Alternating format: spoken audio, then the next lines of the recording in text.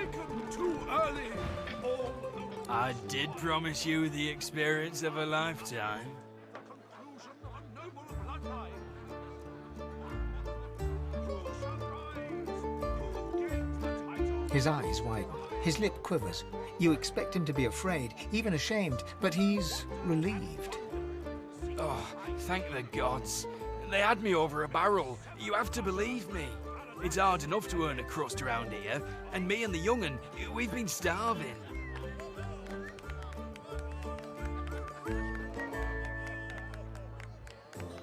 Oh, sir, the little un was left with me when my wife died. She won't make it without me, the poor child. Livy, the child's name is Livy. She stays in the kitchen while I work. Go look, I swear it's true.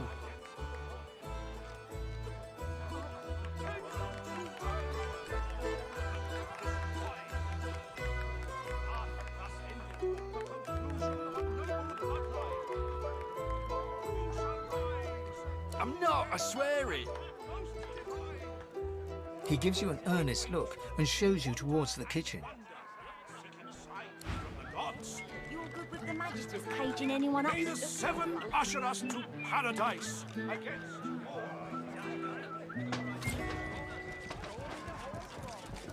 The greater good. What would I do without you, Blue? You've got enough in front of you. Please, I must insist you keep out of my kitchens. It's not safe for you to wander about like this.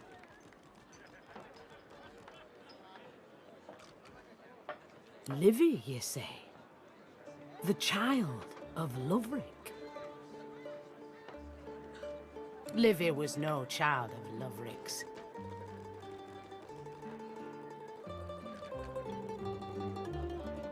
The cook slides a wooden spoon into a simmering pot of broth. She lifts out a goat skull, hooked through the eye socket. This is Livy. Was Livy. Loverick didn't like goats. Once I'm through boiling her bones, he'll be rid of her for good.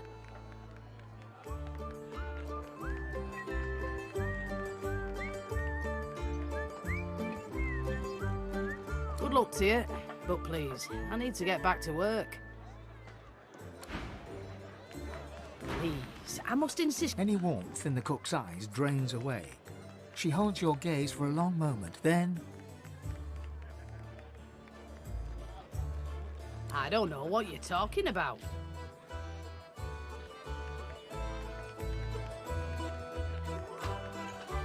The cook maintains her stare, the tiniest hint of a sneer on her lips. Prove it, or else get out. No, you sweet fool. You couldn't.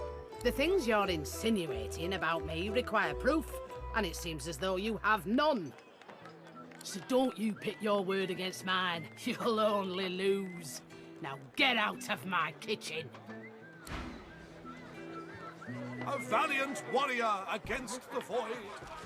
That lying waiters. Taken too early.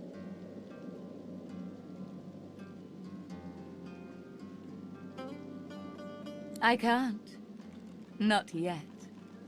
First, you must look into my ring and tell me what you see there.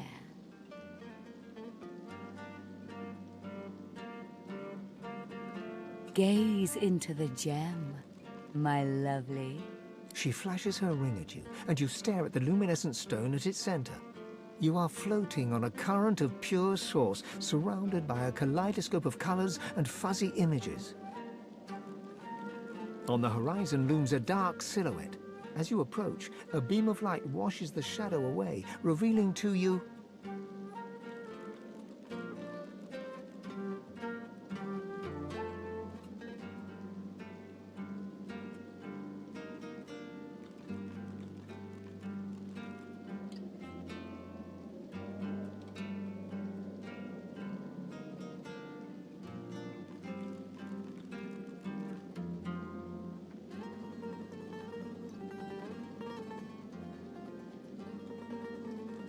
Yes.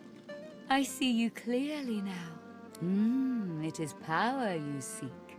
to conjure maelstroms and command the light to drive away shadow. I will fulfill this desire. In return, I ask for one thing in return. A kiss.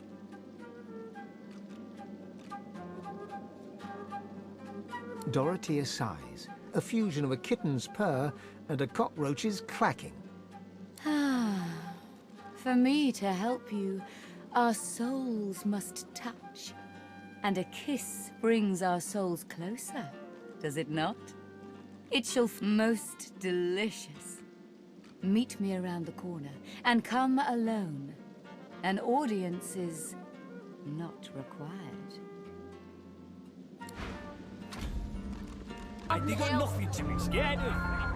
An elf sways on her chair, her eyes focused on the counter in front of her, where she has 6 glasses in a row.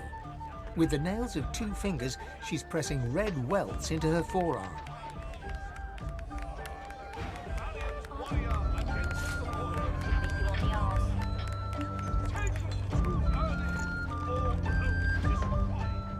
She slides one of the drinks towards you, her head bobbling heavily on her neck as she nods at the sparkling ale. And that.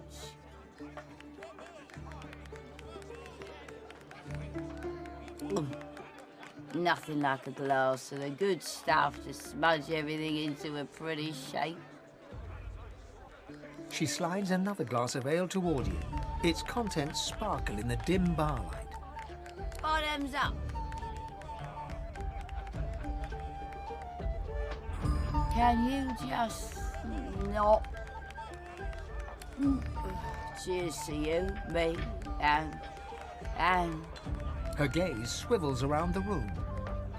Damien's dull knife. This place is horrible. Never mind. Cheers to you, me, and me again. Another.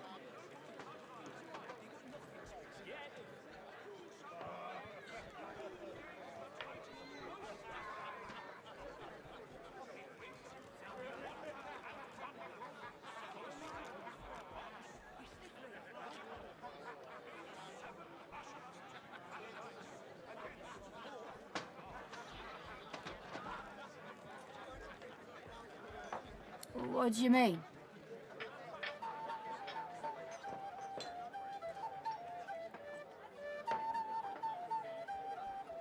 These are changing times, or... She raises a glass and glances at yours on the bar. The changing times.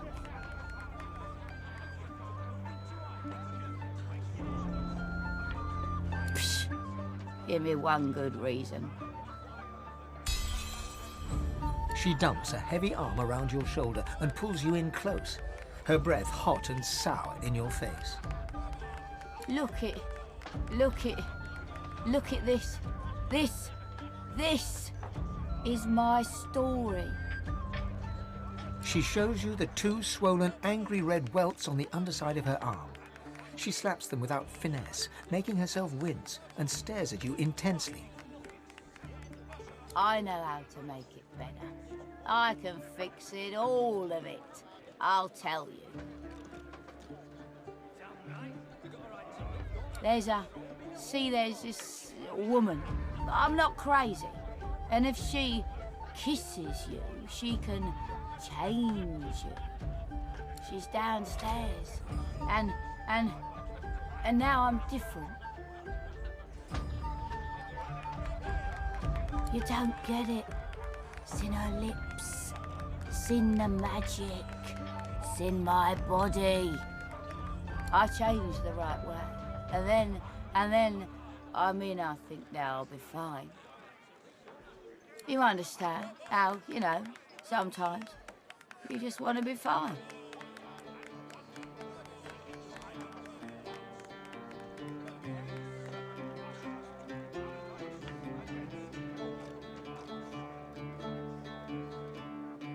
Well, what?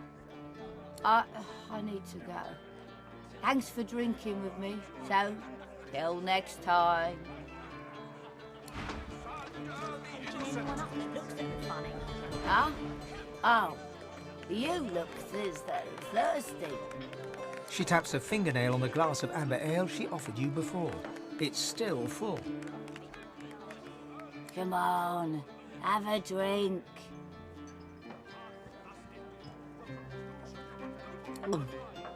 Nothing like a glass of the good stuff. She slides another glass of ale. Bottoms up. Oh. Signs from the gods. May the seven usher us to paradise against all the odds. They got nothing to be scared of. Yeah? You're good with the magisters caging anyone up that looks at them funny. Damn right. I got a right to live, don't I? Throw him in a hole for all I care. It's the greater good. I don't think you know even a smaller good if it bit you on the arse.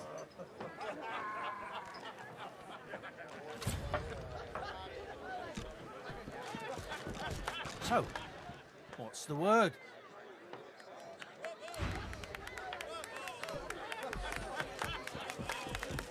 Another sorcerer on the loose. I knew they should have cut off the Meister's head and burned the rest. Gotta make sure it don't grow back. A most violent incident. A valiant warrior against the void.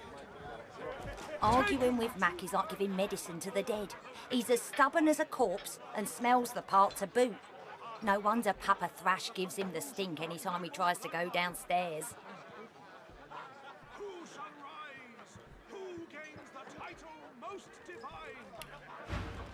We wait, we wander and wonder, seeking signs from the Pretty gods. good, ain't he? Probably ain't against writing a poem for a lizard either, if you're all polite and whatnot. Tell me, if they got nothing to hide, they got nothing to be scared of. Yeah? I doubt a reptile could appreciate the beauty of Barstan's gentle melodies. I consider myself fortunate to be carried to paradise by his silken voice. I don't think you'd know even a smaller good if it bit you on the arse.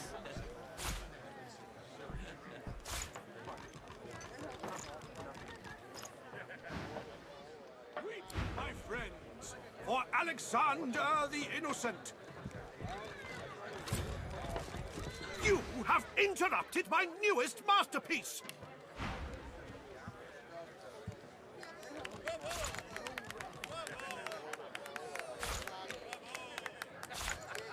Tell me, if they got nothing to hide, they got nothing to be scared of. The bard clears his throat and gargles on his own saliva. He then returns to his poem, but his voice cracks mid-verse. Well, never you mind. Every sonnet I compose is a masterpiece, and my muse has been begging me to write something new. Wait! You might be just the stimulus I needed. I shall craft a rhyme for you and your race. All I ask in return is a handful of coins. It's an offer of a lifetime.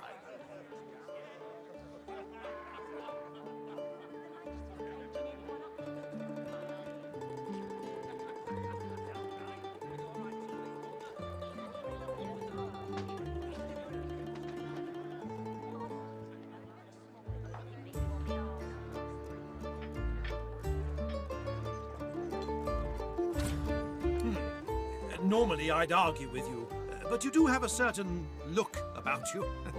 Very well. But if I am to write a first-rate work, you must face some difficult questions. Are you prepared to answer? He stares at you for a few torturing moments. Let's cut to the chase, lizard. Your kind has built an empire on the backs of slaves, reaping the rewards of the innocent's toil. Do you condemn your kin?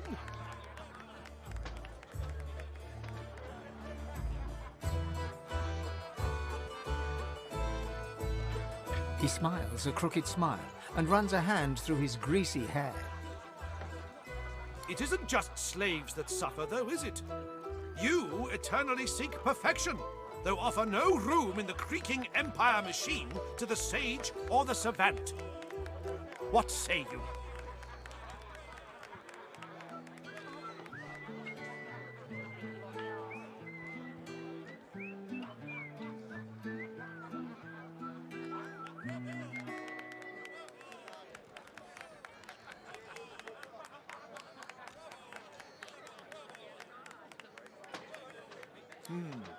This superiority complex, this haughtiness, so cold.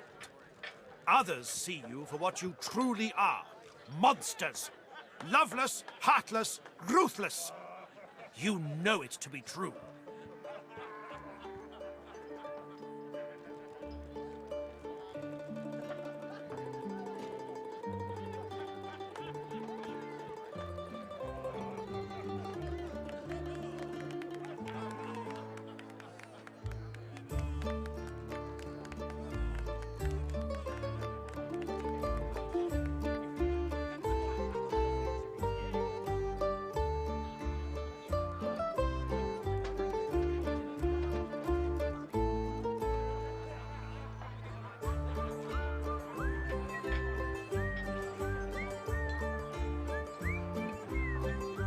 The bard hems and haws, then bellows his next words to anyone who might hear. To all lovers of verse, I bring glorious news. I have completed another modern classic. Listen now, and bask in its resounding refrain. An empire built upon the backs of slaves does not deserve the faintest breath of praise. Eternally, the servants toil and sweat, yet cannot extricate themselves from debt. When genius is average, the cream always rises. Ambition is all, a life of few surprises. Yeah? Abandon love and turn to worthy quests. Infatuation is but pointless jest. I don't think you know even a smaller good if it's You must be delighted by my newest ode. Oh, soon, bards throughout Rivellon will sing it. Fame, notoriety, neither, or both. The thing about a good verse is that it wiggles into the ear. People think it's just a catchy rhyme, but it changes minds and hearts for good and for ill.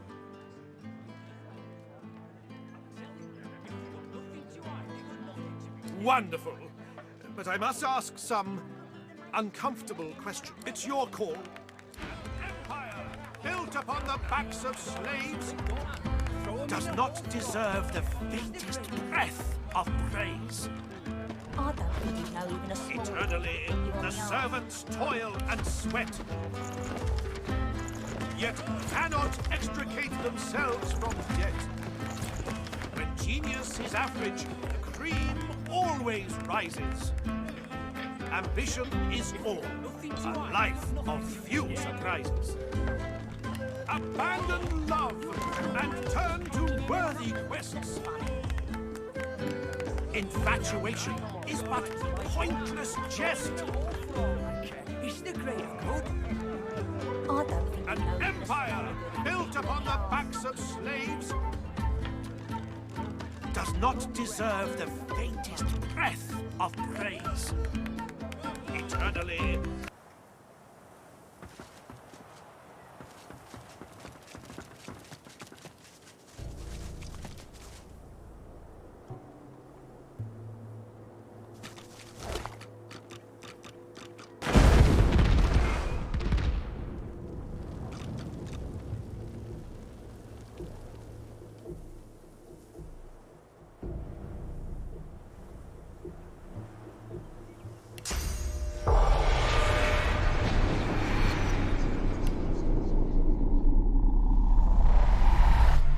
The spirit keeps glancing back. A difficult task since his shoulders are tense as iron.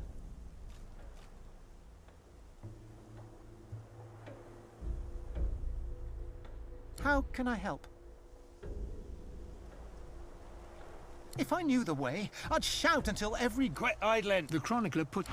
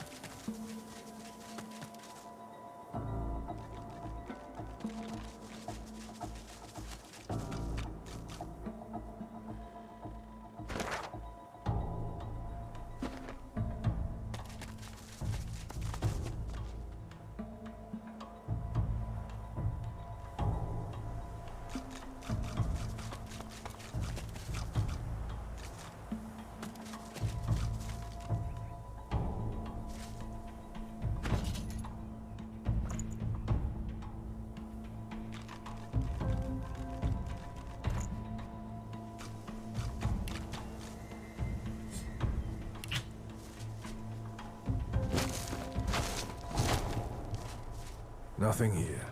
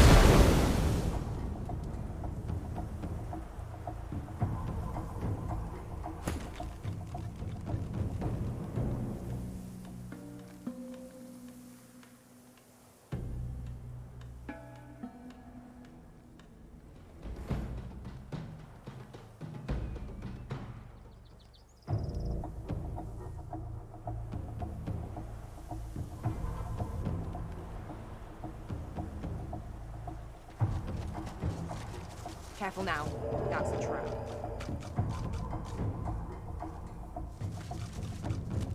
Careful My now. blood is That's ice. a trap. The void is here.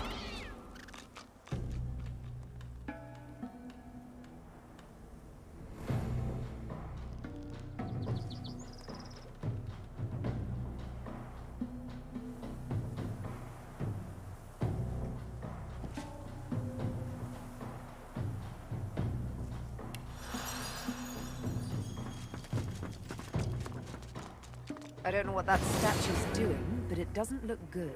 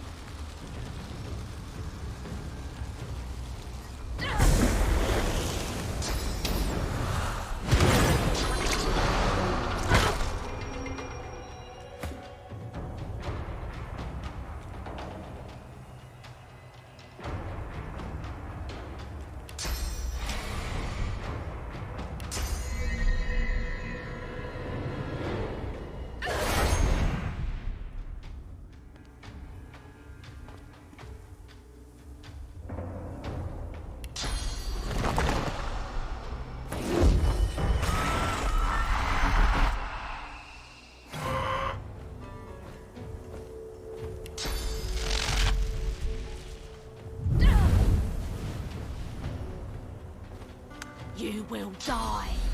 You will all die.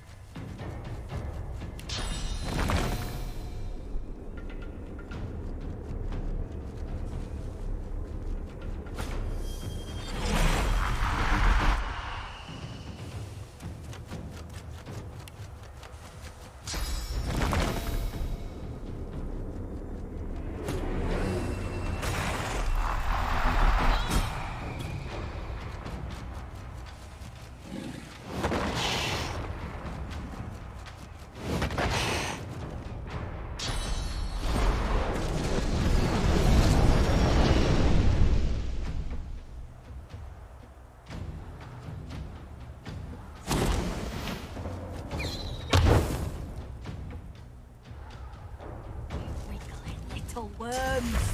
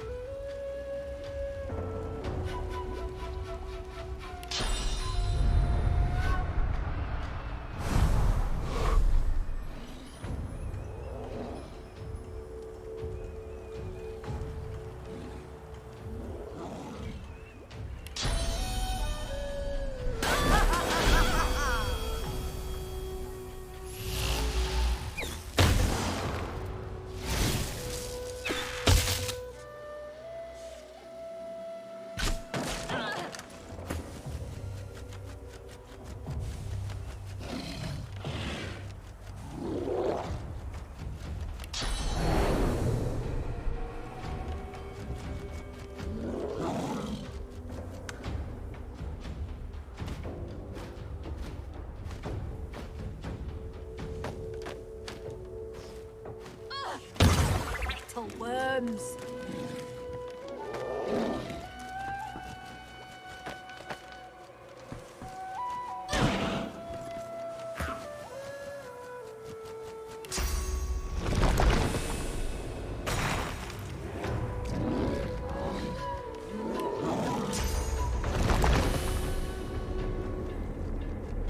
Prepare yourself.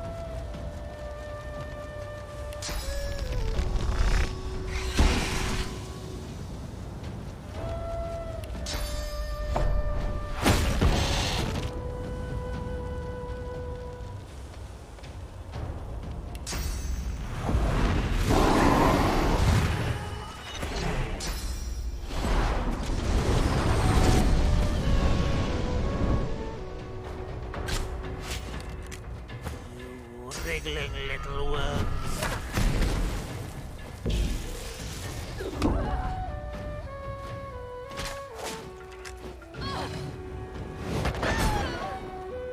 From death comes life.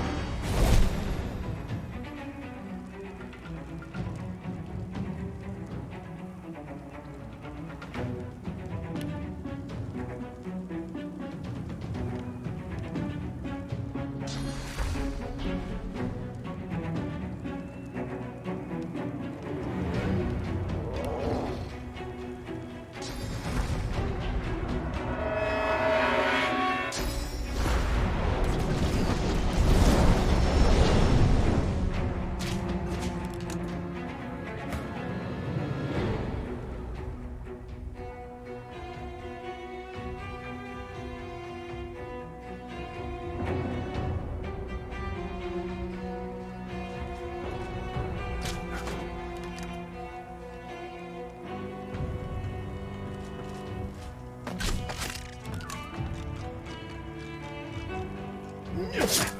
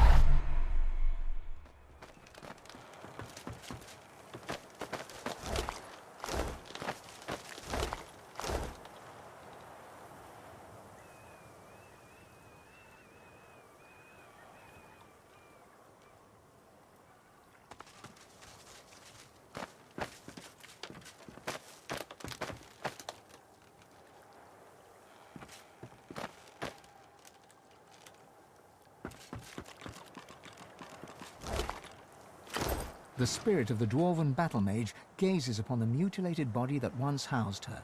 As you approach, she turns confused eyes on you.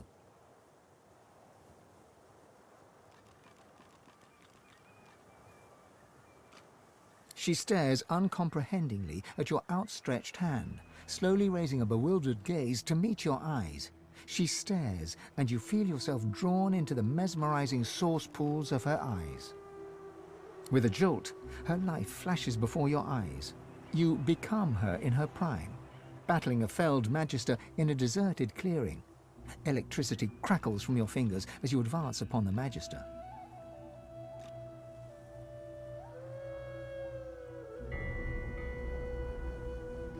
The Magister is part of something dark, something cruel, something that goes against the very fabric of your being. All bets are off. Merciless, you attack her with spell and blade. As her warm blood spurts to cover your face, you are sated. A satiety you would never speak of, a satiety that momentarily fills the emptiness within you. Wait, who are you? You can't remember. You are thrust out of the spirit's memories and back into your own sovereign mind. You see the spirit of the dwarven battle mage before you, eyes downcast now.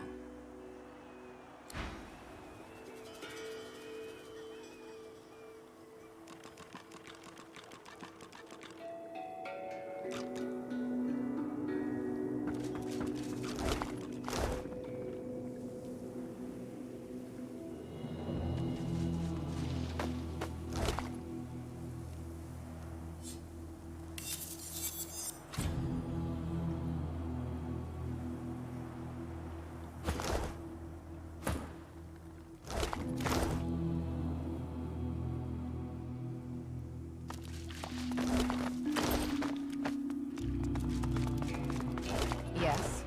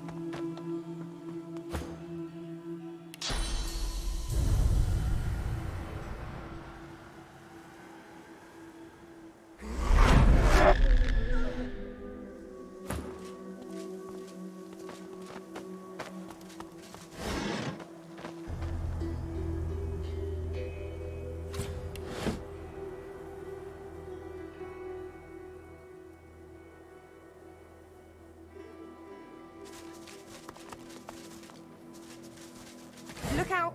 I see a trap nearby.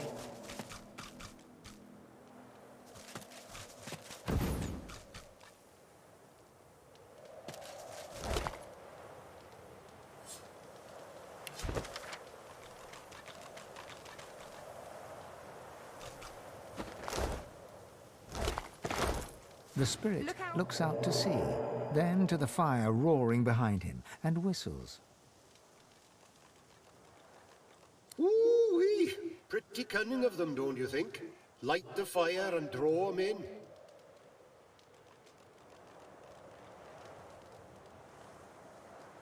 And an effective one, too.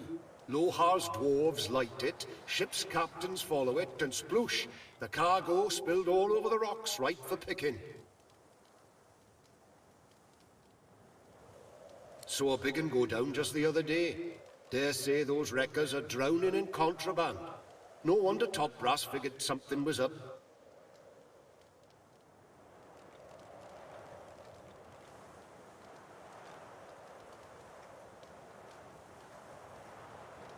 Those Arks fellows Raymond reports to. He's the one sent me here.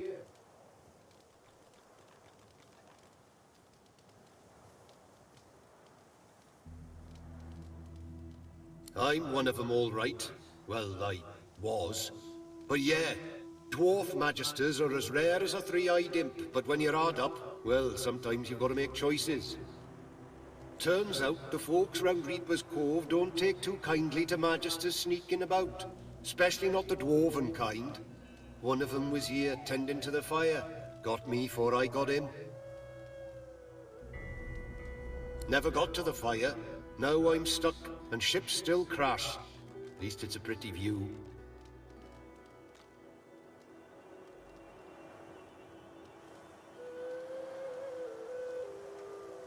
Oh, that's mighty kind of you.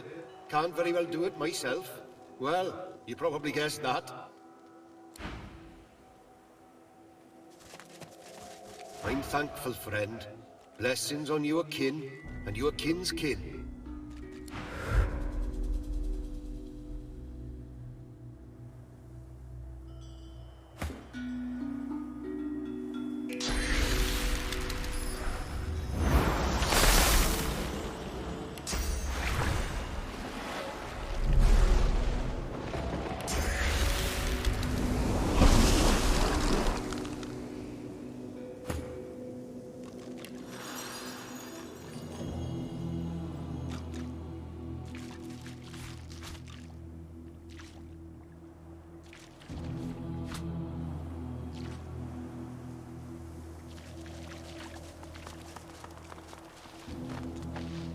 Careful. I spotted a trap.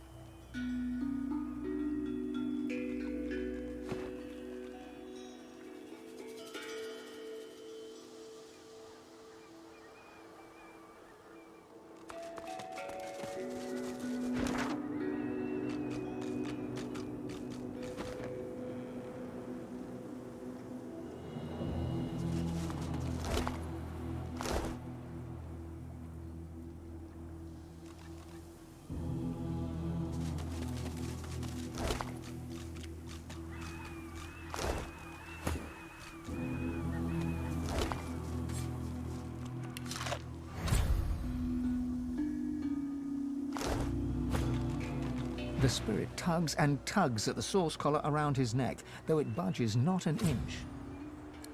We couldn't. I couldn't. Is it really our fault? The void woken.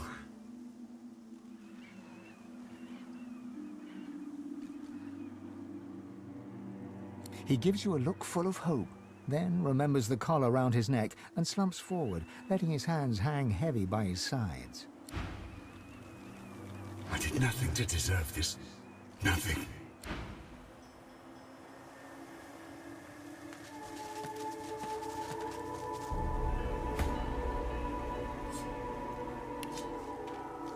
You feel a tidal wave of panic drown you. You try to crawl away, but claws pin you down. You look up to see a fanged maw lunge at you.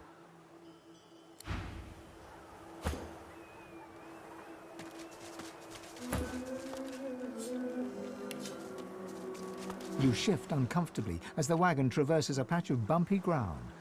The Magisters haven't removed your shackles, even though there's nowhere to run.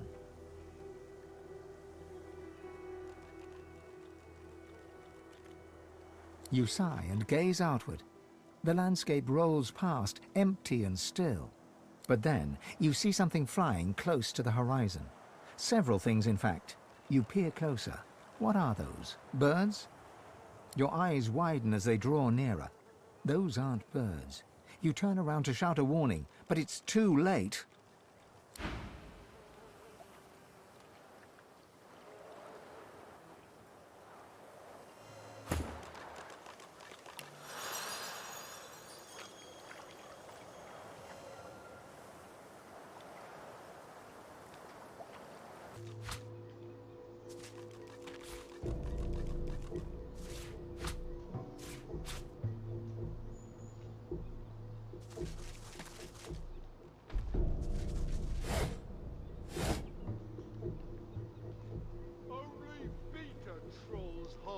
Under bridges.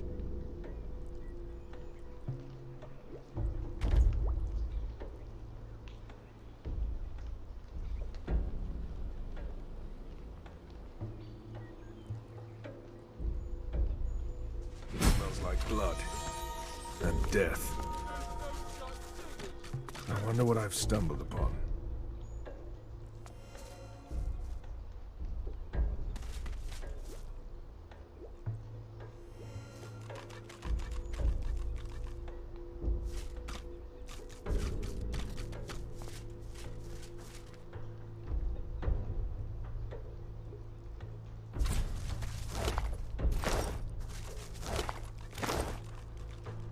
Ridiculous. There's no back off, pigeon. This is my bridge, and I don't suffer fools on it. The enormous, unusually red troll looms over you with his fists clenched threateningly. His expression is stern, yet you can see the tiniest twinkle in his intelligent eyes. Didn't hear me the first time, parrot?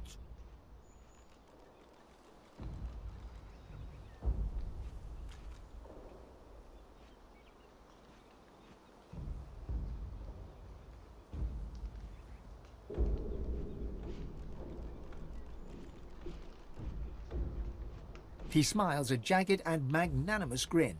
Each pitchfork-pointed tooth seems to threaten you individually. We'll see. You want to cross my bridge?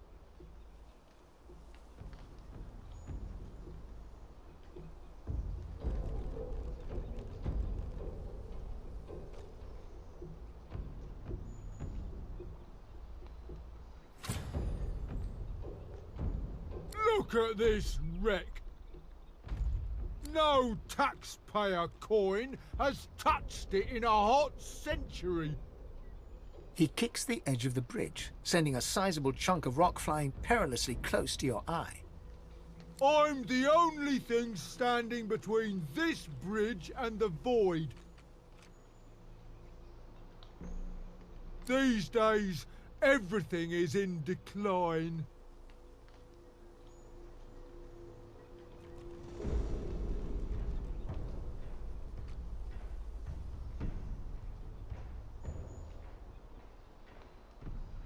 He rubs his leathery hands together with glee. Sure. One regular priced bridge crossing coming right up. And I don't want to hear any whiny little baby noises about it either.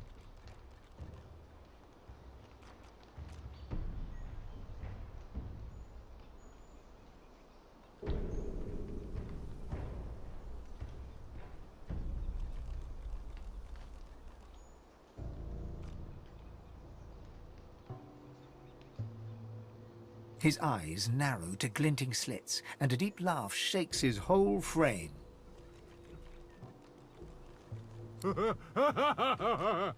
There is one thing, the competition. Take out my competition, and I could waive the usual fee.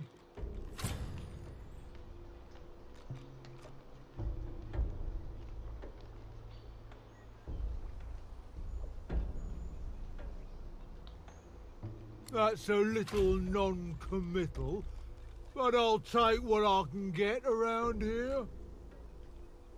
Grog drags a rough map in the dust of the bridge with one claw.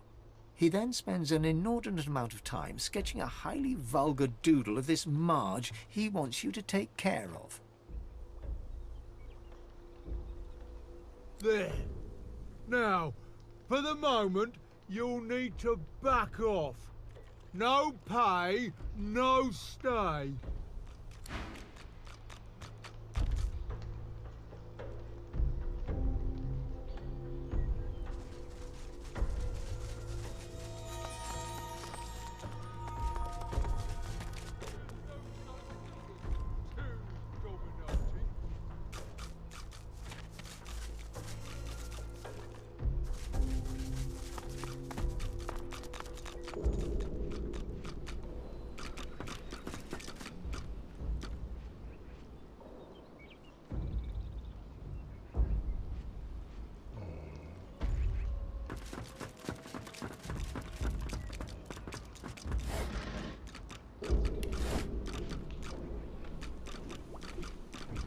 Only beta trolls hide under bridges.